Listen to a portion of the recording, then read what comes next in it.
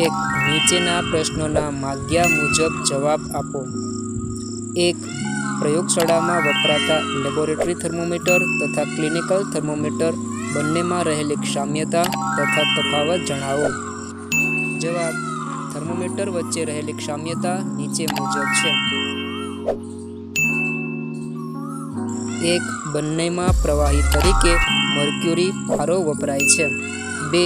બંનેમાં કાચની નળીના એક છેડે ફૂલેલા બલ્બ જેવી રચના હોય છે। 3. બંનેમાં સમાન આકારની નળી જોવા મળે છે।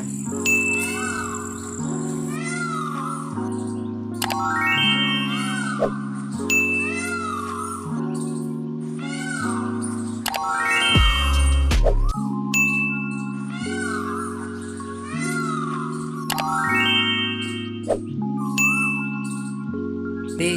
ઉષ્માના સુવાહક તથા ઉષ્માના અવાહક પદાર્થોના બે ઉદાહરણ જણાવો। જવાબ: ઉષ્માના સુવાહક પદાર્થો તાંબુ, એલ્યુમિનિયમ, ચાંદી, લોખંડ। ઉષ્માના અવાહક પદાર્થો લાકડું, પ્લાસ્ટિક, રબર। ખાલી જગ્યા પૂરો। એ. પદાર્થના ગરમપણાની માત્રા ખાલી જગ્યા વડે નક્કી કરવામાં આવે છે। જવાબ: તાપમાન।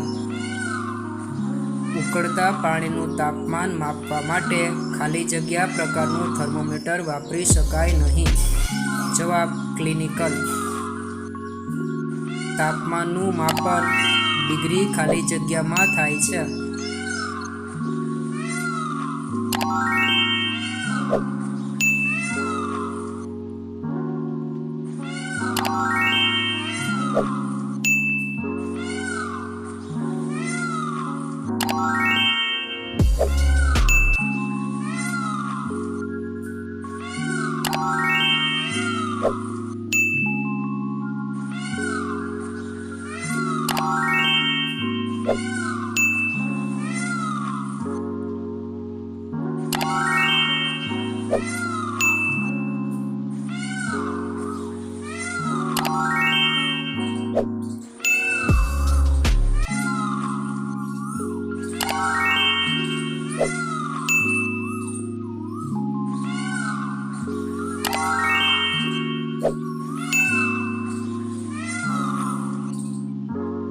પ્રશ્ન 5. શિયાળાની ઋતુમાં એક જાડા વસ્ત્ર કરતાં એક કરતાં વધુ પાતળા વસ્ત્રો શા માટે પહેરવા જોઈએ? ચર્ચા કરો। જવાબ: એકથી વધુ વસ્ત્રો પહેરવાથી દરેક બે વસ્ત્રો વચ્ચે હવા રહેલી હોય છે।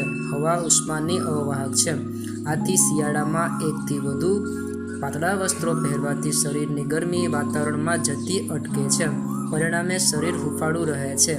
એક જાડું વસ્ત્ર ઓછા પ્રમાણમાં ગરમી બહાર જતી રોકે છે, જેથી શિયાળામાં એક જાડા વસ્ત્ર કરતાં એક કરતાં વધુ પાતળા વસ્ત્રો પહેરવા જોઈએ।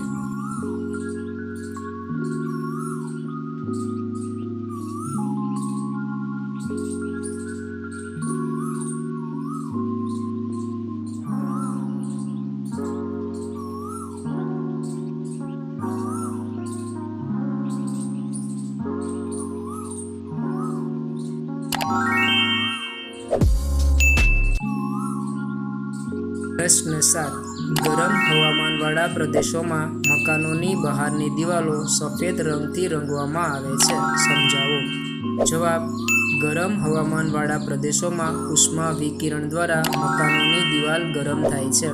જો મકાનોની બહારની દિવાલો સફેદ રંગવામાં આવે તો તે ઉષ્મા વિકિરણ દ્વારા ઉષ્માનું શોષણ ખૂબ જ ઓછું કરે અને પુનરાવર્તન વધુ કરે છે। આથી બહારની દિવાલો ઓછી ગરમ થાય છે, આથી મકાનની અંદર ગરમી ઓછી લાગે છે। આથી ગરમ હવામાનવાળા પ્રદેશોમાં મકાનોની બહારની દિવાલો સફેદ રંગની રંગવામાં આવે છે।